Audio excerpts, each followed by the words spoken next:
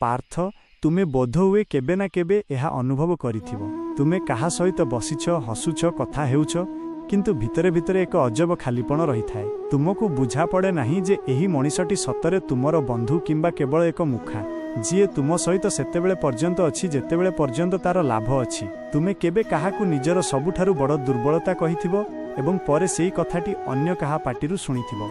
तुमे केबे निजर खुशी काहा सहित शेयर करिथिबो एवं तांको मुहरे खुशी बदलरे एक अजब थंडापण देखिथिबो एवं सेही मुहूर्तरे तुम मनरे गोटिए प्रश्न निश्चित आसीथिबो, कौन एही बंधुता सतरे बंधुता किंबा मु कौनसी मिथ्या को आलिंगन करी बसिछि। पार्थ आज मु तुम सहित एही विषय रे कथा हेबाकू जाउछि। मु तुमको एहा कहिबि नाही जे दुनिया रे किए खराब एवं किए भल। मु तुमको सेही दृष्टि देबी जहा द्वारा तुमे निजे चिन्हि पारिबो जे तुम चारि पाखरे जेउ लोक माने अछंती सेमाने तुम जीवन को आलोक आनिछंती किंबा केवल निजर अंधार तुम उपरे लदिबाकू आसिछंती। कोन चाहुथिबा ओडिया अनुवाद डबिंग स्क्रिप्ट निम्नरे दियागला। पार्थ किछि तुमे बुझी पारु नथा आज एही व्यक्ति सतरे तुमर बंधु ना केवल गोटिए मुखा पिंधिछि जीए तुम सह केवल निज स्वार्थ पाई रहिछि। एही भिडियोर मुख्य बिंदुगुड़िक हैला सफलता प्रति प्रतिक्रिया। सत्य बंधु तुमर खुशी रे सतरे खुशी हुअंती किंतु नकली बंधुंको हस केवल ओठरे थाए आखिरे नुहे। कष्ट समय रे उपस्थिति जेउ माने केवल मजामस्ती बेले थांती किंतु दुख समय रे व्यस्त होई जानती सेमाने प्रकृत बंधु नुहंती। भेटिबा परे अनुभूति काहाकू भेटिबा परे जदि तुमे निजको हालुका बदलरे थकी जाइथिबा बा छोट अनुभव करूछ तेबे ताहा एक सतर्क संकेत।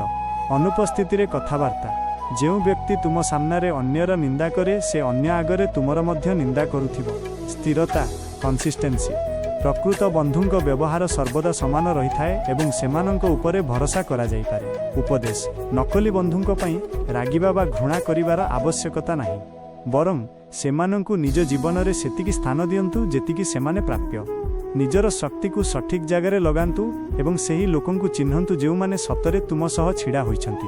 एक संघर्ष करी बंचुथिबा मनीषर कहानी केवल पेट पई लड़ेई नुहे बरं प्रतिटी मुहूर्तरे मृत्यु को पछरे पकाई आगकू बढ़िबार एक जीवंत अध्याय। ओडिया रे ताहार एक हृदयस्पर्शी और प्रभावशाली रूप। संघर्षर नियारे जळुथिबा मनीषटीए जेतेबेले सकाळे आखि खोले तार दिनटी कौनसी युद्ध ठारू कम न थाए।